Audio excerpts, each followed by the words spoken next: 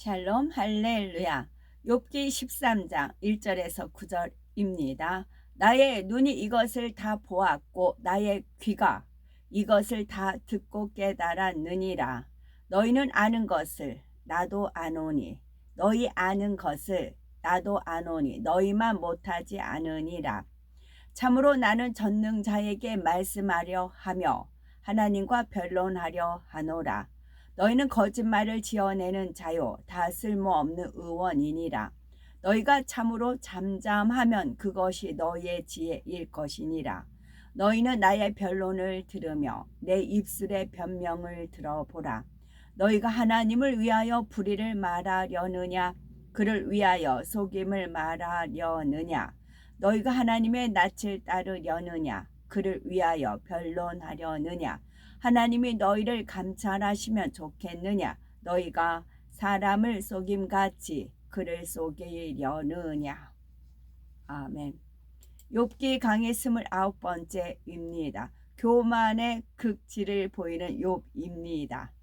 교만의 극치를 보이는 욥의 모습 속에서 내 자신을 점검하며 하나님께서 원하시는 뜻이 무엇인지 알아야 되겠죠.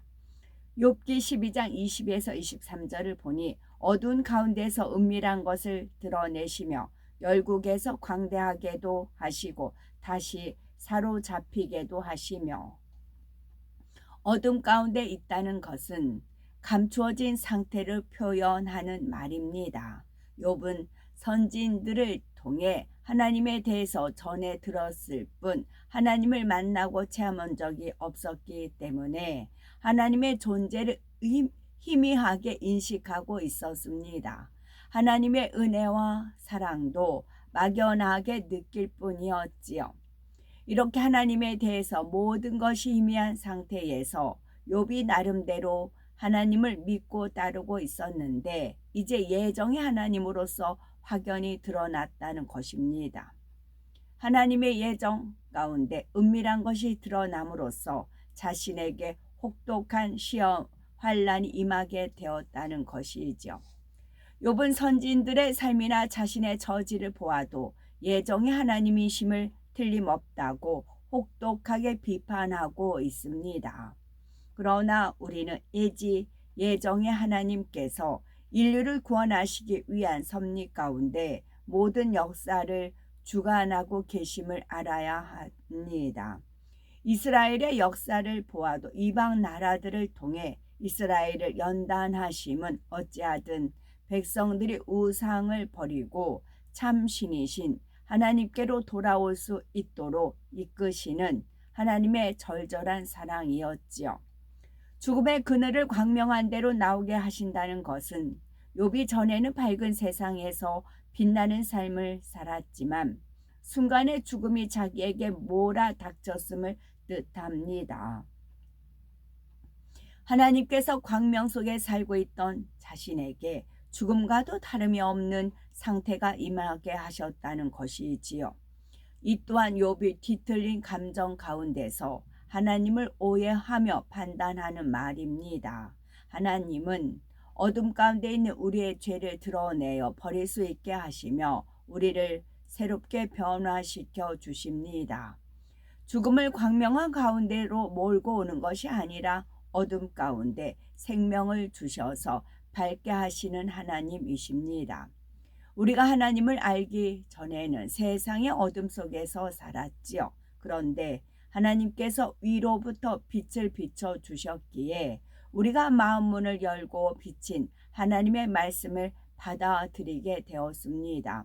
그래서 어둠 속에서 광명의 세계로 나와 생명을 얻고 영생의 길로 갈 수 있게 된 것이지요. 이렇게 좋으신 하나님을 욥은 정반대로 해석하고 있습니다. 욥은 원래 지혜로운 사람인데 감정이 쌓이다 보니 하나님을 오해하고 악으로 판단하는 어리석은 사람이 되어가고 있지요. 감정이라는 것이 이처럼 무섭다는 사실을 알아서 마음 안에 서운함이나 불편함을 키우지 말고 매사에 선한 생각으로 내 자신을 다스려 가야 됩니다. 한 국가가 흥하고 망하는 것은 하나님께서 만드시는 일이 아니며 독재자가 나오는 것도 하나님께서 그렇게 만드신 것이 아닙니다. 그러나 욥은 이 모든 것이 하나님의 예정 가운데 진행된 것이라 말하고 있지요.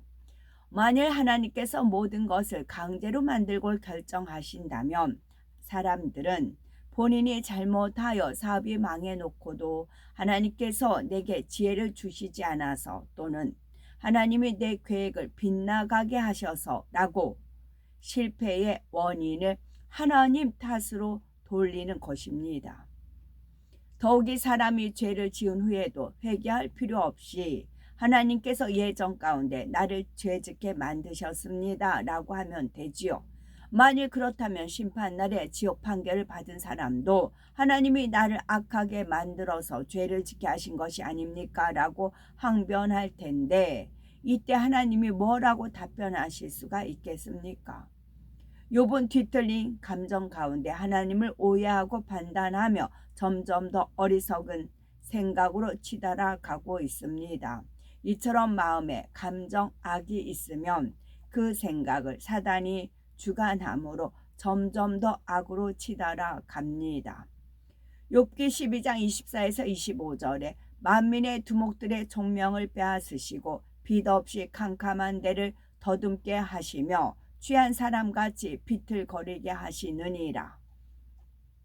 여기서 두목이란 단체의 우두머리, 지도자, 통치자, 장수 등을 의미합니다. 주 안에서는 주의 종이나 일꾼들이 이에 해당하지요.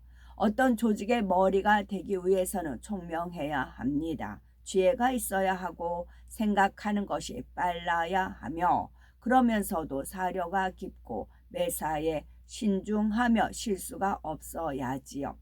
이러한 총명이 사라진다면 두목의 자격을 잃어버리게 됩니다. 욥은 자신도 모든 자의 선생이었으나 하나님께서 총명을 빼앗아 버리니 지금은 아무것도 아닌 자가 되었음을 비유로 설명하고 있지요. 그리하여 하나님은 욥을 빛 없이 깜깜한 데를 즉 사망의 골짜기를 헤매게 하시고 또한 술 취한 사람처럼 비틀거리도록 만들어 버리셨다고 말하고 있습니다. 욥은 하나님의 전능하심과 위대하심을 인정하며 옳은 말을 하는 것 같다가 언제 그랬느냐는 듯이 정반대의 말을 합니다. 욥이 옳은 말을 할 때는 선한 사람인 것 같다가 옳지 않은 말을 주장할 때는 악한 사람처럼 보입니다. 마치 술에 취한 사람처럼 이리 비틀 저리 비틀하는 모습이지요. 아직도 자신의 상태를 깨닫지 못하고 이렇게 술 취한 사람의 비유까지 들어가면서 예정이 하나님으로 나쁜 하나님으로 만들어가고 있습니다. 욥기 13장 1절에서 3절에 나의 눈이 이것을 다 보았고 나의 귀가 이것을 듣고 통달하였느니라. 참으로 나는 전능자에게 말씀하려 하며 하나님과 변론하려 하노라. 나의 눈이 다 보았고 귀가 통달했다는 것은 욥이 지금까지 친구들의 말뿐 아니라 욥 자신이 했던 그 모든 말들을 훤히 알고 있다는 것입니다. 욥은 교만한 마음으로 친구들에게 너희가 아는 것을 나도 알고 있고 너희만 못한 내가 아니다. 나는 너희와 상대하고 싶지 않고 전능자 하나님과 변론하려고 한다라고 말하는 것입니다. 욥은 많은 사람을 가르치고 연약한 사람들을 도와주는 등 덕스러운 삶을 살았기 때문에 이러한 자신이 친구들보다 당연히 더 낫다고 말하는 것이지요. 욥은 친구들의 권면을 듣지 않고 점점 더 빗나가고 있습니다. 왜냐하면 친구들이 온전함 속에서 권면한 것이 아니라 감정 속에서 권면했기 때문이지요. 그러니 자신보다 낫지 못한 친구들을 신뢰할 수가 없었습니다. 그러나 예수님께서는 말씀대로 행하지 않으면서 말만 그럴듯하게 하는 바리새인들을 책망하신 후 제자들에게는 저희의 말하는 바는 행하고 지키되 저희 하는 행위는 본받지 말라 말씀하시었지요. 그러므로 우리는 악한 사람의 행위는 본받지 말아야 하지만 그가 하는 말이 진리라면 아멘하고 받을 수 있는 겸손함을 이루어야 하겠습니다. 욥은 9장에서 하나님께 부르짖는다 해도 하나님은 듣지도 않으신다고 했으며 설사 하나님이 듣고 대답하셨을지라도 자기는 믿지 않겠다고 하였습니다. 또 자신이 어떻게 하나님과 변론할 수 있겠느냐고 했지요. 그런데 본인이 이렇게 말한 것을 잊어버리고 이제 와서는 하나님과 변론하겠다고 합니다. 왜 욥은 말에 일관성이 없이 이랬다 저랬다 하는 것일까요? 이는 욥이 자신의 마음을 알지 못하고 입에서 나오는 대로 생각나는 대로 말하고 있기 때문입니다. 우왕좌왕하는 간사한 마음을 드러내고 있는 것이지요. 우리 주변에도 자신의 한 말을 기억하지 못하는 경우가 얼마나 많이 있습니까? 어떤 사람은 같은 내용을 가지고 어제와 오늘 전혀 다르게 말합니다.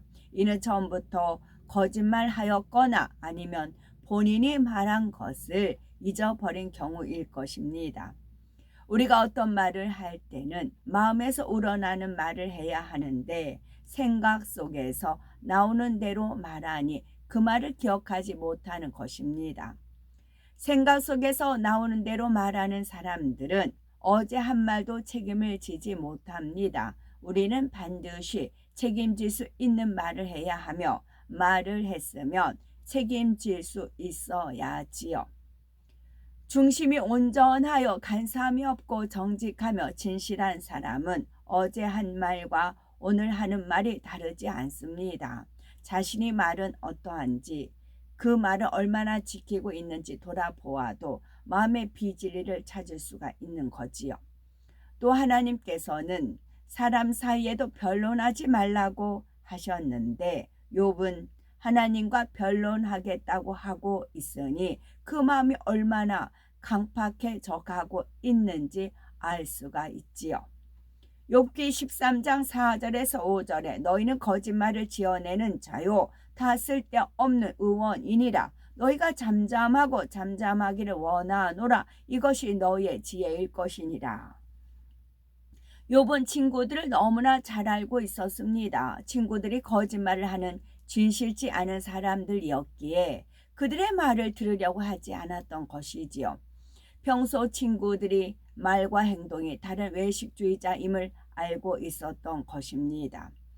만일 병을 고치는 의원이 거짓말을 한다면 어떻게 그에게 처방을 받겠으며 어떻게 그를 믿고 수술을 맡길 수 있겠습니까? 욥은 친구들이 거짓말하는 의원처럼 믿을 수 없기 때문에 그들에게 잠잠하라고 합니다. 또 그렇게 잠잠한 것이 지혜로운 것이라고 덧붙여 말하지요. 가만히 있으면 중간이나 간다라는 말이 있듯이 차라리 말하지 않고 잠잠하면 어리석은 자로 보이지 않을 거라고 말하는 것입니다. 욥은 지혜가 출중했으며 지식이 뛰어난 사람이었습니다. 게다가 교만하기까지 하니 누가 감히 욥을 상대하여 깨뜨려 줄 수 있겠습니까?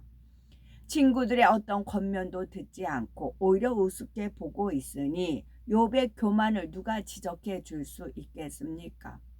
하나님께서 왜 그처럼 악창으로 역사하시는지 명백히 드러나고 있는 것이지요.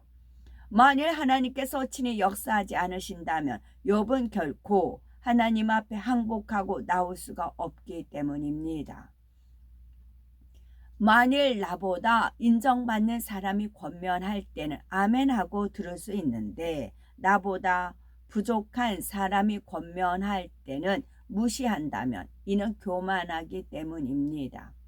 상대의 말을 무시하지는 않았지만 속상하고 불편하다면 또 그 말에 상처받았다면 권면과 지적을 받지 못하는 작은 그릇입니다.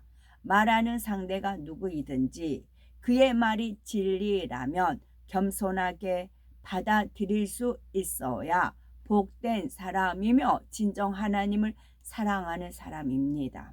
교만한 사람은 다른 사람이 옳은 말을 해주어도 귀담아 듣지 않고 자기 주장만을 합니다. 교만은 진실을 볼 수 있는 마음의 눈을 멀게 하기 때문에 스스로가 속는 경우가 많은 것입니다. 옳지 않은 길로 가면서도 자신은 옳은 길로 간다고 여기고 남을 볼 때는 바르지 않는데도 자신은 잘하고 있다고 생각합니다.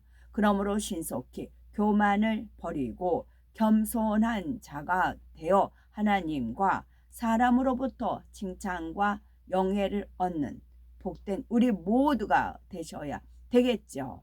아멘. 샬롬.